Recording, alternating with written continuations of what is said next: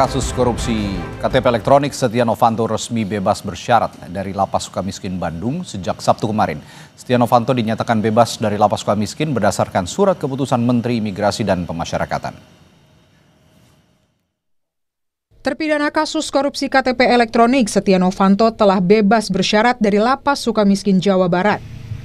Berdasarkan hasil pemeriksaan peninjauan kembali atau PK, di mana batas hukuman mantan Ketua DPR itu telah melampaui waktu.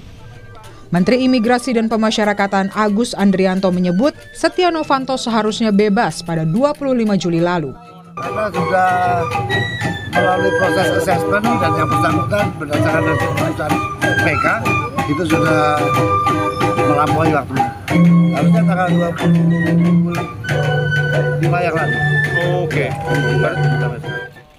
Setia Novanto mendapatkan pembebasan bersyarat 1 hari sebelum Hari Kemerdekaan ke-80 RI setelah menjalani masa hukuman lebih dari 7 tahun di balik jeruji besi. Pada April 2018 lalu, Setia Novanto divonis 15 tahun penjara oleh Pengadilan Tipikor Jakarta. Namun, jalan menuju kebebasan bersyarat Setnov terbuka saat pengajuan peninjauan kembali dikabulkan Mahkamah Agung pada 2021 lalu. Pada September 2021, Mahkamah Agung mengabulkan permohonan peninjauan kembali yang memotong hukumannya menjadi 12 tahun 6 bulan. Serangkaian remisi juga diterima Setia Novanto sejak tahun 2023.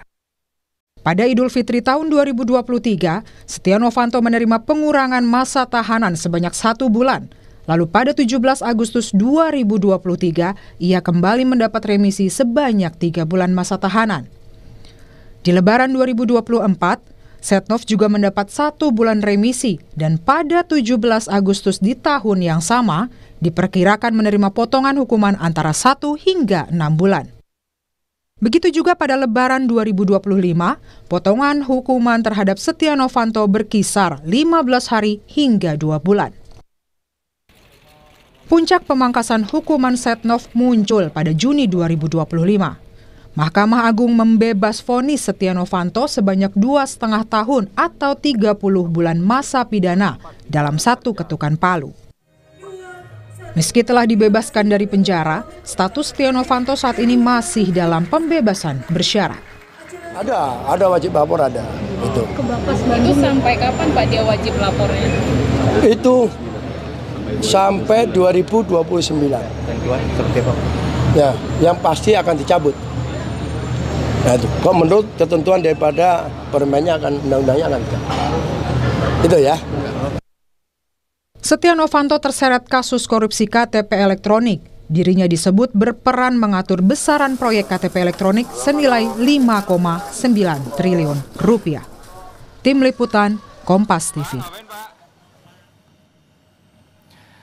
Dan untuk membahas hal ini sudah bergabung bersama saya di studio Kompas TV, di studio Sapa Indonesia Malam, Ferry Amsari selaku peneliti Pusat Studi Hukum Universitas Andalas.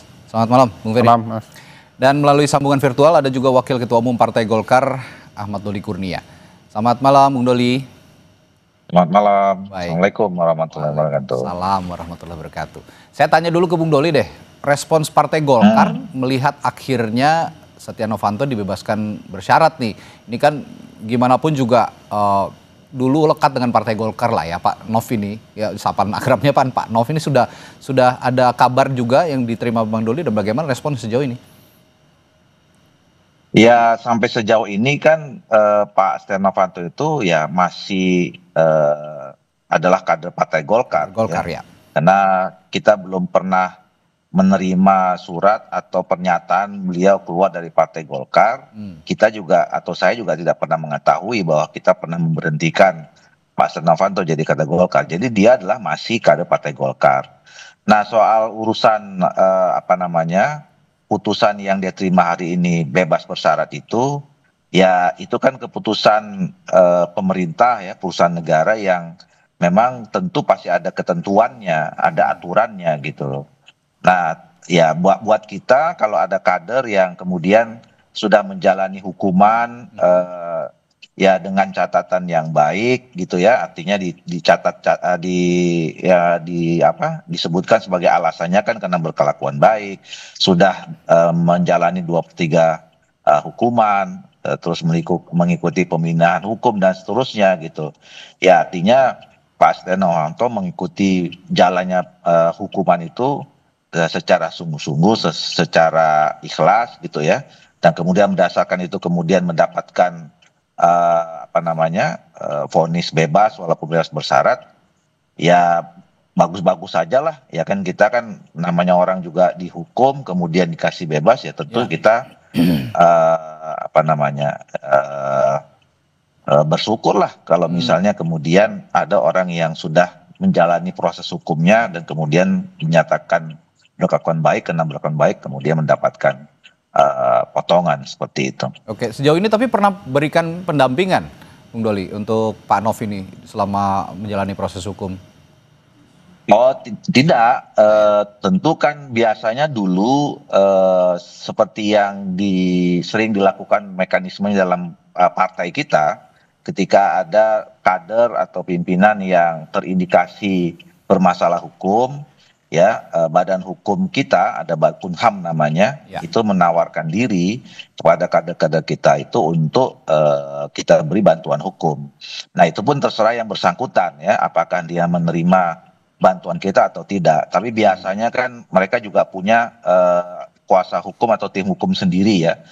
Nah ketika misalnya sudah divonis, itu juga hubungannya langsung kepada tim hukumnya sendiri. Kita udah tidak ada, jarang sudah berkomunikasi secara formal ya paling informal saja. Apalagi masalah hukum saya kira itu sudah menyangkut dengan soal urusan pribadi masing-masing lah kira-kira. Jadi dari dulu pada saat divonis dan terakhir sampai sekarang secara institusional Golkar tidak punya hubungan atau ada hubungan bantuan hukum dan seterusnya, karena itu urusan Pak Setia Novanto secara pribadi. Ya, oke. Itu yang bisa ditarakan oleh Bung Doli sebagai Wakil Ketua Umum Partai Golkar. Saya ke Bung Peri kalau gitu. Setia Novanto ini kan sudah pernah diberikan remisi, lalu di KPK-nya juga dikabulkan. Nah, kalau Anda ngelihat sunat menyunat, kalau kita bilang ekstrim itu sunat menyunat hukuman lah ya. Karena di kita tuh banyak sekali kasus-kasus hukum, terutama yang menyangkut soal korupsi begitu. Diberikan sunat hukuman begitu. Di sunat hukumannya yang lumayan signifikan. Ini sudah sesuai prosedur belum? Terutama dengan misalnya undang-undang pemasyarakatan dan proses undang-undang hukum lainnya. Ya kalau sesuai prosedur saya yakin sesuai prosedur. Tapi ini bicara keberpihakan. Oke. Jadi kalau prosedur kan bisa dibuat ya. Agar kemudian sesuai dan itu layak untuk diberikan kepada siapapun termasuk dalam kasus korupsi. Tapi tidak lumrah di sebuah negara yang bercita-cita akan mengejar koruptor hingga ke Antartika, lalu kemudian diberikan kemudahan-kemudahan yang signifikan mengurangi masa pidana mereka. Bagi saya keberpihakannya yang tidak terlihat. Apalagi sepengetahuan saya konsep pemberantasan kasus-kasus extraordinary ya, white collar crime ini biasanya jauh lebih keras, tegas begitu ya. Nah, pemberian seperti ini dicicil potongan remisinya berkali-kali, PK juga dimenangkan, memang tidak menunjukkan keberpihakan kita dalam upaya pemberantasan korupsi. Orang yang punya kuasa begitu mudah mendapatkan remisi dan kemudian mereka bisa bebas sedemikian rupa dalam hal-hal yang menurut kita tidak dialami oleh pelaku tindak pidana lain, terutama kasus-kasus yang juga dianggap sebagai extraordinary. Misalnya tindak pidana terorisme gitu ya, itu tidak akan pernah dapat yang begini-beginian gitu ya. Oke, kalau ngomong kepercayaan publik, ini kan publik juga sudah bertanya-tanya kalau memang ada, ya ini kan sudah terdakwa ya, sudah menjalani hukuman, boleh dikatakan terpidana. Boleh dikatakan terpidana kasus korupsi, yang dikatakan malah kasus korupsi yang extraordinary begitu, yang melibatkan korupsi banyak uang. Ini nilainya 2,3 triliun, nggak main-main. Nah, ini memantik juga kritik publik, terutama soal prinsip keadilan. Nah, bagaimana sebenarnya bisa menjawab kritik publik kalau memang sekarang lembaga-lembaga hukum kita atau termasuk juga kasus-kasus seperti ini diberikan hukuman-hukuman yang tidak sesuai dengan nurani publik gitu, yang tidak mencerminkan nurani publik. Tapi jangan dijawab dulu ya, soal ini akan saya tanyakan pada Anda nanti setelah jeda di Sapa Indonesia Malam. Tetaplah bersama kami.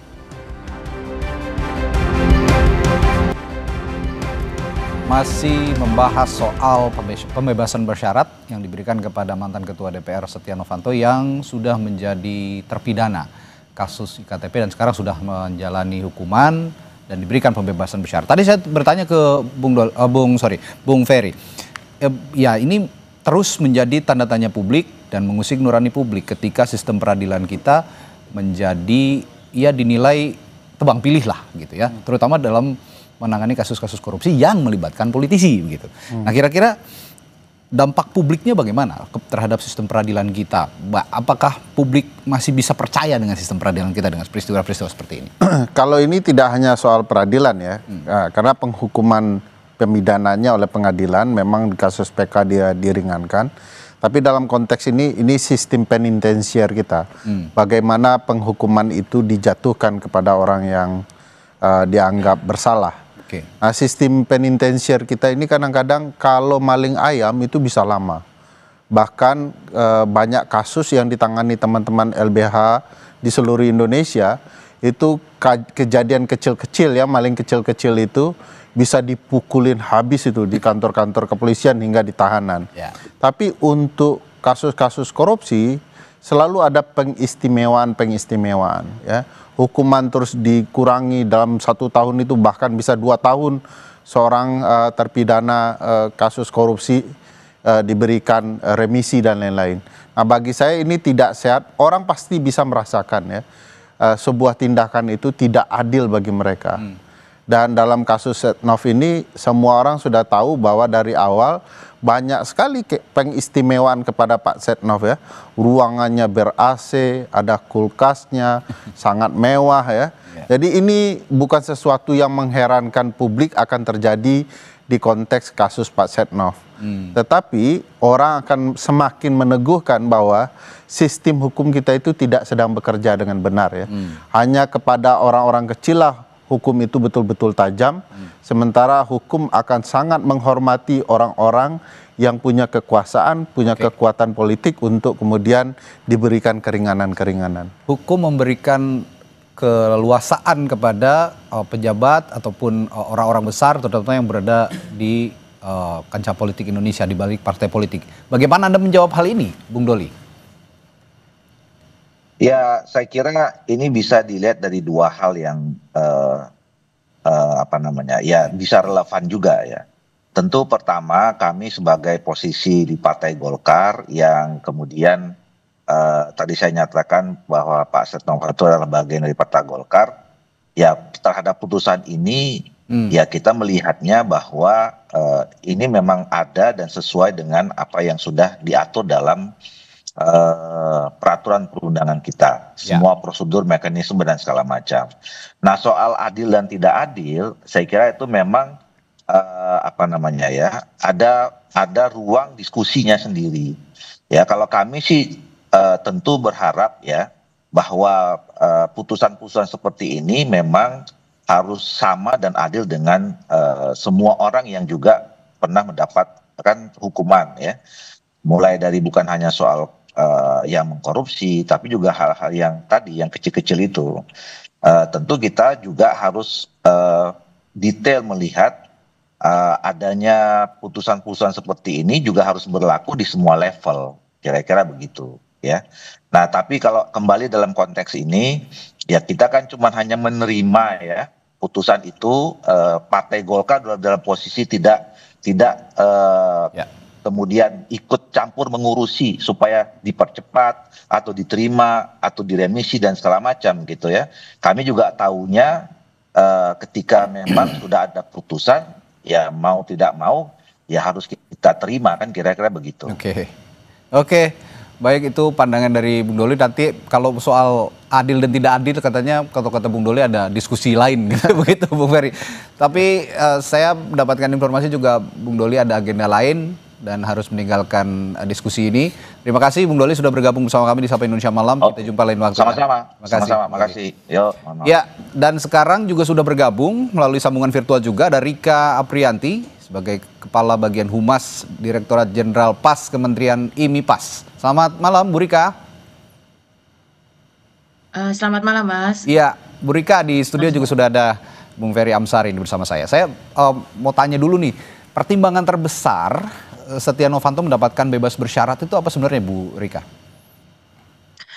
Sebenarnya terkait dengan pertimbangan itu sama pertimbangannya dengan semua warga binaan yang mendapatkan remisi, pembebasan bersyarat atau program integrasi lainnya sesuai dengan pasal 10 Undang-Undang Nomor 22 Tahun 2022 bahwa semua warga binaan yang memenuhi persyaratannya itu antara lain berkelakuan baik, aktif mengikuti pembinaan dan juga telah menunjukkan penurunan risiko, artinya tidak ada pelanggaran dan lain-lain. Dan juga kalau untuk kasusnya Pak Setnov ini adalah sudah melewati 2/3 dari masa pidananya.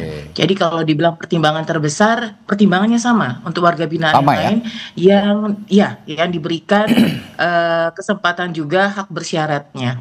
Demikian Mas. Baik, seperti yang disinggung Bung Ferry tadi, kalau ngomongin aturan undang-undang sebenarnya tidak ada yang ditabrak begitu ya. Pasti tidak akan ada yang ditabrak. Karena ya sudah sesuai dengan peraturan dengan undang-undang yang berlaku. Saya dengar tadi Bu Rika juga bilang tadi kan berkelakuan baik begitu ya, mengikuti pembinaan dengan baik selama berada di lapas. Tapi selain itu katanya Pak Setia Novanto ini menjadi inisiator klinik hukum selama di lapas. Begitu ya Bu ya? Apa bisa dijelaskan klinik hukum bagaimana sih Bu ceritanya? Ya, jadi begini, kan saya rasa masyarakat juga sudah mulai paham ya, teredukasi dengan kegiatan bahwa warga binaan di balik jeruji itu tidak hanya diam, tapi diberikan pembinaan, kepribadian, kemandirian. Bahkan tidak sampai di situ, mereka pun diberikan kesempatan. Kita menyebutnya itu warga binaan, support warga binaan, atau semacam peer educator. Artinya bisa jadi mereka menjadi objek pembinaan, tapi mereka jadi pelaku pembinaan. Kita mengetahui bahwa semua warga binaan itu berasal dari latar belakang yang berbeda-beda dan mereka juga mempunyai kemampuan juga yang berbeda-beda yang bisa kita berdayakan untuk mendukung kemampuan warga binaan yang lain. Nah, terkait dengan inisiator klinik hukum ini, semua kita termasuk warga binaan kasih pada orang-orang tertentu atau warga binaan tertentu pasti memiliki kebutuhan terkait dengan kegiatan hukumnya. Jadi klinik hukum itu seperti semacam kegiatan pembinaan yang berfokus pada pengetahuan hukum untuk warga binaan. Dan ini kita beri ruang, jadi bukan hanya Pak Setnov, siapapun yang punya kemampuan di bidangnya masing-masing, itu akan kita berikan kesempatan. Karena memang kita dalam kegiatan pembinaan juga mengembangkan kolaborasi, baik itu eksternal maupun dari warga binaan itu sendiri. Pak Setnov juga beberapa hal juga yang seperti kami sampaikan, ada kita ini sesuai dengan akselerasi dari Bapak Menteri, adanya kita mengembangkan ketahanan pangan. Ketahanan pangan itu memberdayakan warga binaan dan juga dengan memberdayakan lahan yang ada di sana. Jadi kalau dibilang ketahanan pangan apa sih? Ngapain sih Kemen IMI-PAS ataupun masyarakatan ngurusin ketahanan pangan? Nilai terbesarnya adalah bagaimana ketahanan pangan ini bisa memberikan kesempatan kepada warga binaan untuk berkontribusi di dalamnya. Demikian. Itu yang menjadi salah satu pertimbangan. Tapi ada juga pertimbangan lain yang saya dengar Bu. Dirjen PAS juga mengatakan bahwa pemberian pembebasan bersyarat, remisi dan lain-lain itu katanya bisa menghemat anggaran juga untuk anggaran pemasyarakatan sampai 639 miliar lebih. Nah ini apakah benar demikian dan apakah tidak ada jalan lain untuk menghemat anggaran selain memberikan pembebasan bersyarat seperti ini, Bu Rika? Betul sekali bahwa di tahun ini untuk 17 Agustus ini aja ya, remisi umum ini kita hemat lebih dari 600 miliar. Nah, tapi sebenarnya bukan itu tujuan utamanya, itu adalah salah satu dampaknya. Tapi kalau berbicara dengan ini betul Mas, anggaran untuk memberdayakan warga binaan di dalam lapas ataupun membina mereka di lapas sangat besar sekali. Sekarang kan kita seharusnya sudah mulai berpikir, sekarang ini bayangkan 600 miliar itu dibandingkan harus dihabiskan untuk membina pelanggar hukum, saya rasa itu akan lebih bermanfaat untuk masyarakat di luar, untuk pelayanan yang lain. Dan satu lagi, di tahun 2026 kita sudah mulai menerapkan pidana alternatif. Di mana pidana alternatif itu ada pidana denda, pidana kerja sosial, dan dia juga pidana pengawasan. Artinya, pidana itu adalah mendorong bagaimana si pelaku atau pelanggar hukum ini langsung membayar ke masyarakat tanpa harus menggerus lagi anggaran negara. Tapi sekali lagi filosofinya dari bukan itu. Integrasi ini bukan itu utamanya. Adalah memberikan kesempatan warga binaan untuk berintegrasi ke masyarakat. Perlu kami sampaikan, PB ini bukan berarti bebas. Pak Setnov dan warga binaan lain yang diberikan integrasi masih di bawah pembimbingan Balai Pemasyarakatan. Masih wajib mengikuti bimbingan kalau Pak Setnov ini sampai dengan 2029. Dan dalam rentang waktu itu apabila yang bersangkutan tidak melakukan pelanggaran khusus dan pelanggaran umum, khusus itu apa? Wajib mengikuti bimbingan oleh PK-nya masing-masing. Ya, jadi kalau sampai melanggar di situ maka tidak akan maka PB-nya akan dicabut. Pun apabila melakukan pelanggaran-pelanggaran lain yang menyinggung terkait dengan publik maupun juga pidana. Ya. Demikian. Bung Ferry, any thoughts? Saya pikir itu cara berpikir untuk penanganan kasus-kasus biasa. Ini kasus khusus nih, tindak pidana khusus. Kalau diperlakukan sama dengan pelaku tindak pidana umum, itu bagi saya tidak adil. Harus ada penjeraan khusus pula bagi pelaku tindak pidana khusus. Kita mulai dengan logika tadi. Menurut saya logika bahwa ini penghematan itu lucu. Ini orang merampok uang negara, lalu dikeluarkan lebih cepat. Ini tidak berlaku di dalam konsep penghematan di dalam sistem penitensir. Tapi kalau terkait tindak pidana ringan, pencandu narkoba, saya setuju itu dipercepat saja karena menumpuk di sel. Nah ini orang dipidana dalam sel istimewa, sel khusus, enak tidurnya. Bagaimana dia tidak berkelakuan baik? Hidupnya tenang di dalam penjara, begitu ya. Yang ribut-ribut itu kan karena dia sel menumpuk dan lain-lain. Ini yang dikurangi. Dari pendekatan logika saja sudah tidak tepat untuk memberikan remisi kepada koruptor. Bagi saya tidak sesuai dengan prinsip penitensir yang benar untuk menjerakan orang, untuk mendidik orang. Konsep keadilan itu kan tidak memperlakukan sama terhadap sesuatu yang berbeda. Ini tindak pidananya saja sudah berbeda, kok diperlakukan sama? Jadi harus ada penghukuman yang bisa membuat jera koruptor agar kita lebih serius menghemat uang negara. Bicara warga binaan tadi, Bu Rika, kalau kata Bung Ferry, ya nggak bisa disamakan juga warga binaan dengan kasus hukum biasa dengan extraordinary crime atau extraordinary law, begitu, pelanggaran hukum yang luar biasa seperti yang dilakukan Setia Novanto. Bagaimana Anda menjawab ini, Bu Rika? Ini, kami juga sama-sama melakukan aturan yang ada. Apabila tidak diberikan haknya, kami pun akan sama dianggap pelanggar hukum.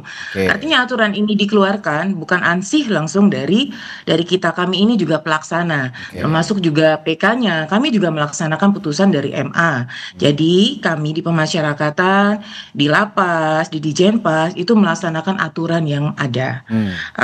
Jadi kalau dipertanyakan tadi kata terkait dengan kok tidak harus, saya rasa ruang publik itu sangat penting sekali nih. Nanti Masnya bisa sampaikan ke pihak-pihak yang berwenang. Kami sebagai pelaksana dan kami berusaha untuk memberikan hak sesuai dengan aturan yang ada. Tapi kalau soal tadi sebenarnya Bu Ferry, saya juga tertarik tadi logika bahwa ada kita misalnya ingin menghemat anggaran, tapi ternyata di sel-sel khusus juga untuk orang-orang tertentu selnya nyaman, lebih mewah dari sel-sel orang yang lain, begitu. Bagaimana Anda menjawab ini, Bu Rika? Ini saya sampaikan lagi bahwa hemat anggaran itulah adalah dampak lanjutan. Kalau tujuan utamanya adalah mengintegrasikan masyarakat, yang tujuan filosofinya adalah melindungi masyarakat dari pengulangan tindak pidana. Kami berharap dengan reward yang diberikan kepada semua warga binaan yang mengikuti pembinaan, itu mereka tidak mengulangi lagi tindak pidananya. Pun sama dengan Pak Setnov, kami berharap dengan waktu integrasinya ini, Pak Setnov dapat memberikan kontribusi yang aktif untuk kepentingan masyarakat. Tentunya harapan kami seperti itu. Terkait dengannya adanya layanan yang tadinya khusus dan lain-lain, silakan disampaikan. Kami kan terbuka. Kalau memang itu ada, kami akan segera tindak lanjuti. Nah, itu kalau kata Bu Rika tadi, ya Bu Rika ini ya ataupun di Jenpas ini kan hanya pelaksana hukuman, tapi yang menghukumnya lembaganya kita harus ada diskusi lebih lanjut seperti itu, Ferry. Singkat saja. Saya pikir memang tidak akan salah Dirjen Pas. Ini kebijakannya di atas ya. Paling bersalah itu presiden ya. Kenapa kemudian memberikan ruang ini kepada pasukannya di eksekutif untuk mengintervensi putusan yudikatif. Itu saja menurut saya sudah tidak benar, apalagi kalau kemudian lihat dalam kasus tindak pidana korupsi ya. Mestinya ke depan harus ada putusan-putusan terbaru di Mahkamah Agung yang menghentikan campur tangan eksekutif dalam penghukuman. Misalnya kalau di luar negeri itu ada pembatasan melalui putusan. Kasus-kasus tertentu itu dinyatakan oleh pengadilan bahwa tidak bisa diberikan keringanan dalam bentuk apapun. Ini harus ada diskusi lanjutan sepertinya. Memang perlu ada reformasi bidang hukum terutama lembaga peradilan.